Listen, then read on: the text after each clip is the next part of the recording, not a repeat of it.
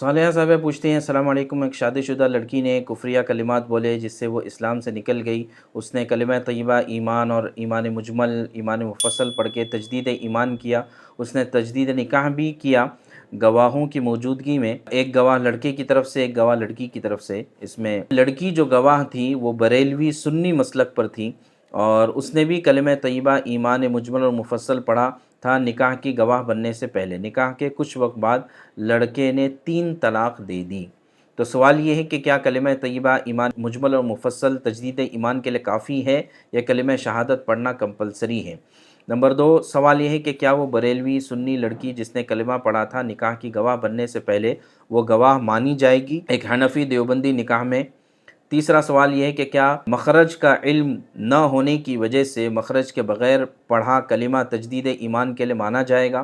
Number 4 کیا عدت کے بعد وہ لڑکی کسی اور سے نکاح کر سکتی ہے؟ بہت ہی پریشان کن سوال ہے کہ کفریہ کلمات کا کہہ دینا۔ واقعی آدمی بعض مرتبہ بے احتیاطی میں، غلط فہمی میں، غفلت میں ایسے کلمات کہہ دیتا ہے جس سے آدمی اسلام سے نکل جاتا ہے اور کفر میں داخل ہو جاتا ہے۔ تو لہٰذا بہت زیادہ احتیاط کرنا چاہیے ایسے کلمات کے کہنے کے لیے۔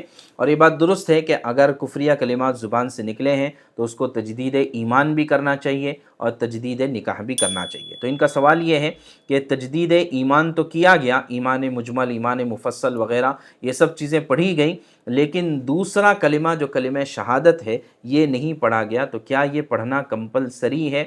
دیکھیے، ایمان کا تعلق سب سے پہلے، ایمان جو ہے تصدیق بالقلب، اقرار باللسان اور عمل بالارکان کا نام ہے، کہ آدمی یقین کرے دل سے کہ اللہ کے سوا کوئی معبود نہیں اور جناب محمد رسول اللہ صلی اللہ علیہ وسلم رسول ہیں اور اس کے بندے ہیں، اس بات کا یقین کرے اور اقرار باللسان یعنی زبان سے اس کی گواہی دے، یہ ضروری ہے۔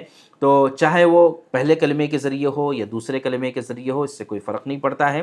اور جبکہ اس نے ایمان مجمل، ایمان مفصل، اگرچہ یہ ایمان مجمل، ایمان مفصل یہ باقاعدہ قرآن اور حدیث میں نہیں آئے ہیں، لیکن بہرحال قرآن اور حدیث میں جن باتوں پر ایمان لانے کا حکم دیا گیا ہے وہ تمام ایمانیات کی چیزیں اس میں داخل ہیں۔ تو لہٰذا ان کلمات کے ذریعے سے جب اس نے اپنا تجدید ایمان کر لیا ہے تو یہ کافی ہے، دوسرے کلمے کا پڑھنا ہی ضروری ایسا نہیں ہے۔ دوسرا سوال ان کا تھا کیا مخارج کا علم نہ ہو تب بھی کلمہ پڑھنے سے تجدید ایمان مان لیا جائے گا؟ جی ہاں، جیسا میں نے عرض کیا کہ اگر ایسے کلمات اس نے زبان سے کہے ہیں کہ جس سے مخارج کی رعایت تو نہیں ہوتی ہے لیکن اس کے باوجود کلمات صحیح ادا ہو گئے ہیں، لا الہ الا اللہ یا اشہد ان لا الہ الا اللہ محمد الرسول اللہ یا اشہد ان محمد الرسول اللہ، تو اس طرح کے کلمات اگر صحیح ادا ہو گئے ہیں چاہے مخارج کی رعایت نہ ہو تب بھی تجدید ایمان اس سے ہو جائے گا۔ تیسرا سوال انہوں نے کیا ہے کیا وہ ایک گواہ جو ہے وہ بریلوی سنی مسلک کی لڑکی ہے تو کیا حنفی دیوبندی کے نکاح میں یہ چیز چل جائے گی؟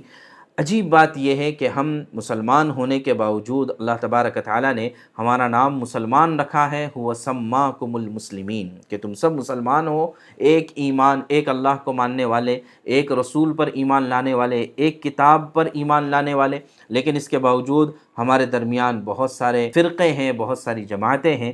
اسلام کا یہ نظریہ نہیں ہے، جتنی بھی فرقہ واریت ہے یہ ہماری طرف سے ہے۔ اسلام میں تو صرف یہ ہے کہ اللہ رسول کو ماننا۔ ہاں یقیناً کچھ گمراہ جماعتیں ضرور ہیں، لیکن اہل سنت والجماعت کہ جن کے بارے میں کہا گیا یا جن کے بارے میں یہ عقیدہ ہے کہ یہ اللہ کے حکم سے جنت میں جائیں گے، ان کے درمیان کوئی اختلاف نہیں ہونا چاہیے۔ یہ دیوبندی، بریلوی اور اسی طرح اور جماعتیں درمیان میں لانا اور اس کو کفر اور اسلام کا مسئلہ بنانا، اختلافات ضرور ہو سکتے ہیں۔